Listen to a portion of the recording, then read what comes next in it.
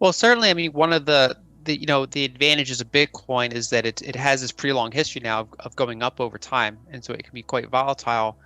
And so in developed countries, a lot of people don't get why someone would own Bitcoin other than speculation, and it's because they're used to having pretty stable currencies. Whereas emerging markets, they generally, some of them are currently going through very bad periods of inflation, and other ones generally still have inflation somewhere in their memory over the past, 20 years or so.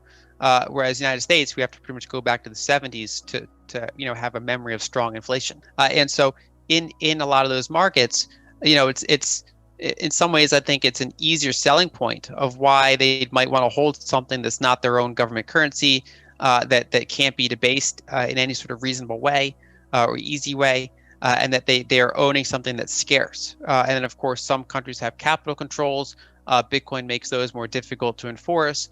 And so it means different things to different countries. And obviously, in say, Lebanon, right, they have a much worse inflation problem than many other countries. And so that's, it's a more extreme situation.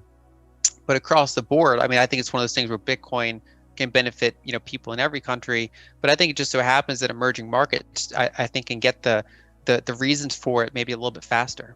Do you think you could briefly explain what network effects are and how they're useful when researching not only Bitcoin, but other assets? Yeah, so network effects are a phenomenon where the more people that use it, the more valuable the network gets exponentially, right? So if only 5 people in the world have phones, a phone is not a very useful invention. But if half the people in the world have phones, then suddenly it's one of the best inventions ever.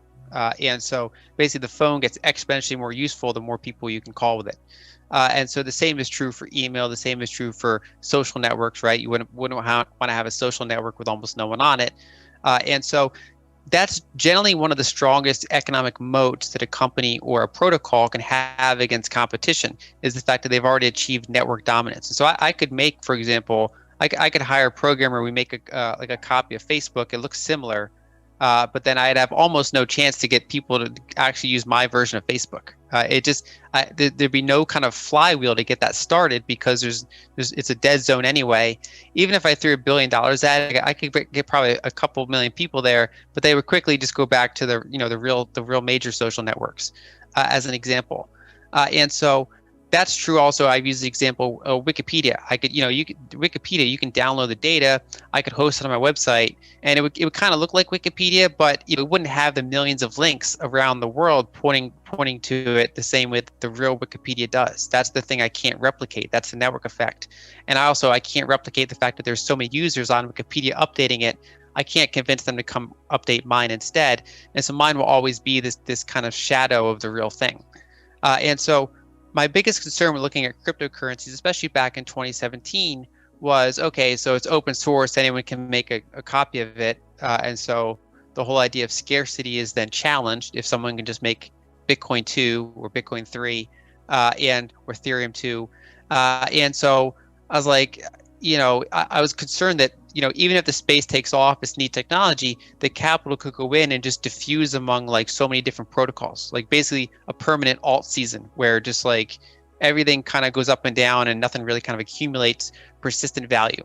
But then I kind of just kept studying the space more, and I saw that the network effects apply very strongly to cryptocurrency.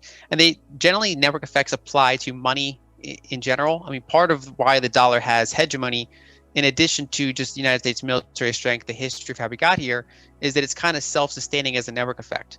And so, there's dollar-denominated debt around the world, including in Chile. And so that basically that's demand for dollars, right? Because all these countries need dollars in order to service their dollar-denominated debt. And then out of kind of ease, lenders, when they lend more money, they often do it in dollars. They could do it in euros, sometimes they do, but that dollar has the strongest network effect in that space. And that's why generally diversifying away from it is a slow process, right? Because it's so entrenched already. And so with Bitcoin, for example, or cryptocurrencies in general, the fact that the security is tied to is tied to how popular it is generally.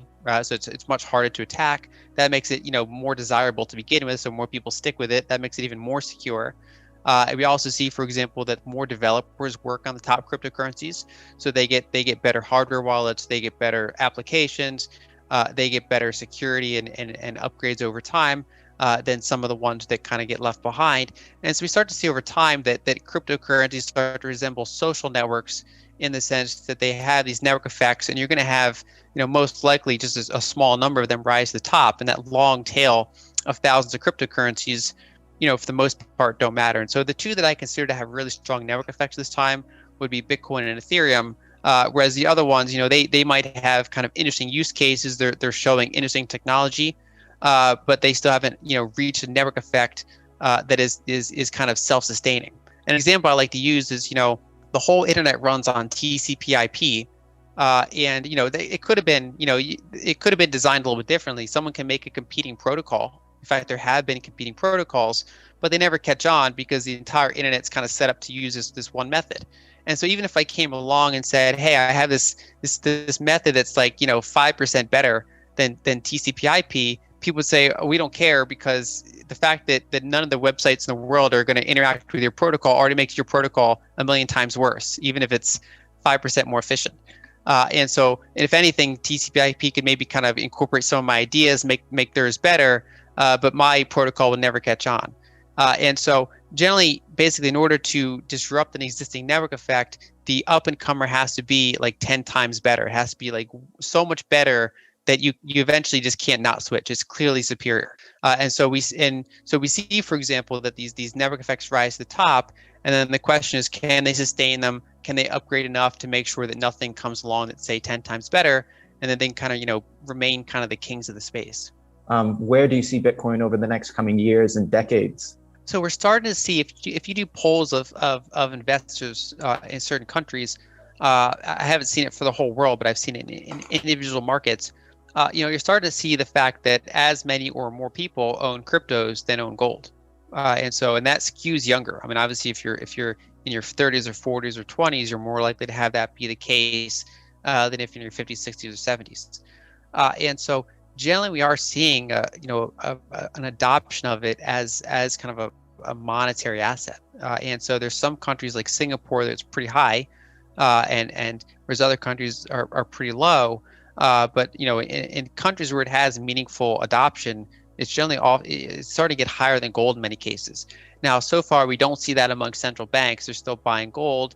That's their asset of choice, and that makes sense because even Bitcoin, as big as it is, it peaked at like 1.2 trillion this year so far. Now it's back below a trillion. Ethereum is a few hundred billion, and so when these markets, and they're very volatile. So when these central banks are looking at it,